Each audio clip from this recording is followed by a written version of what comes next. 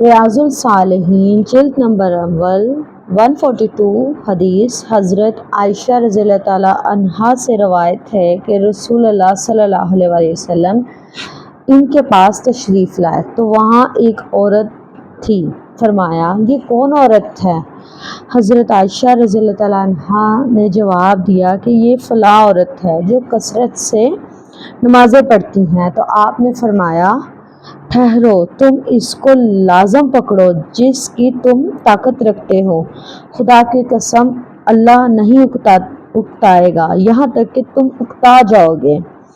اللہ تعالیٰ اجر دیتے دیتے نہیں تھکتے، بندہ عبادت کرتا کرتا تھک جاتا ہے، اور اللہ تعالیٰ کو زیادہ محبوب عبادت وہ ہے جس پر عبادت گزار ہمیشگی اختیار کریں۔